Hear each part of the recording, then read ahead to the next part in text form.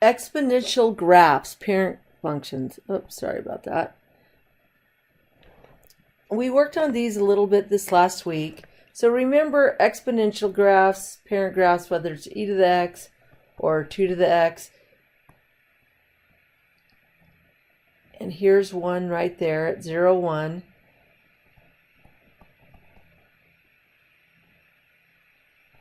The graphs look very similar to that, right? That's the parent function. All right. And so when you're graphing these,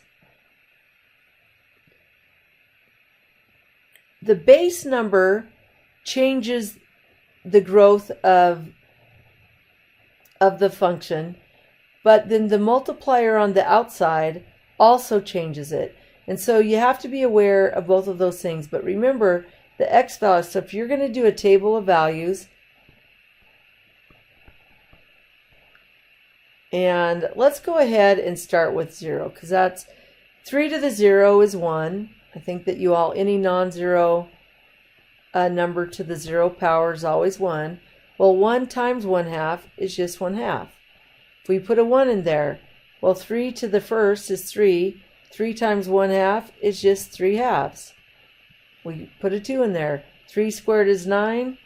Half of 9 is 9/2. We'll put a 3 in there. 3 cubed is 27. Half of 27 is 27/2. You get the idea? And then when you put a negative exponent, that just turns it fractional, right? So 3 to the negative 1 means the same thing as 1 over 3. Well, 1/3 times 1/2 is 1/6. All right. So now, when you go to graph that gray one right here is the original parent graph. And then I just plotted some points. It's hard to see because I made the line a little bit too thick.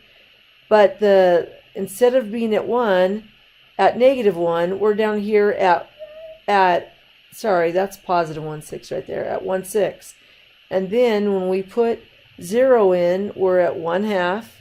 And then when we put 1 in, we're up here at 1.5. And when we put 2 in, we're up here at 9/2 or 4.5. And when we put 3 in, we're up there at 27.5 or 13.5. And then that's where you start to see it growing more rapidly. Okay, it's slowed down a little bit by the 1/2, because remember, if that 1/2 wasn't there, 3 cubed, when we put 3 in here, we would have been all the way up here at 27. So it would have really made it grow quickly.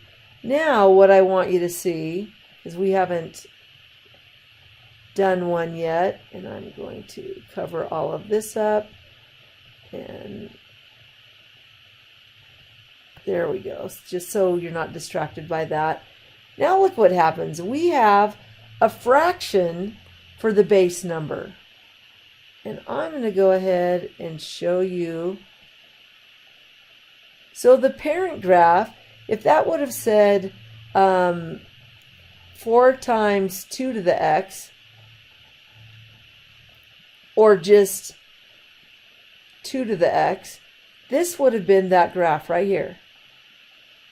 What happens now? What has happened to the graph now that we see that it's a fraction? As you read left to right, things are going down. All right, so there's a name for that type of graph. That's a decay graph, and the other one is growth.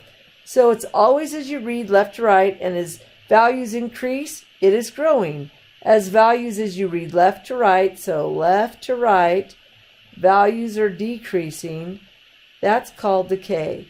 And in science, bacteria, population growth, so in social sciences, in chemistry, microbiology, those types of things, you'll have in the financial world, you'll have a lot of these exponential growth and decay problems. All right, so that's what a decay problem looks like. Decay will always have a fraction for the base, and a growth will always have a non-fraction, so an integer or the base number e. as the base number. Okay, and then when there are negatives involved, then the graph looks even different than what I'm showing you here. But for the basic growth and decay, that's what you need to know. That's it.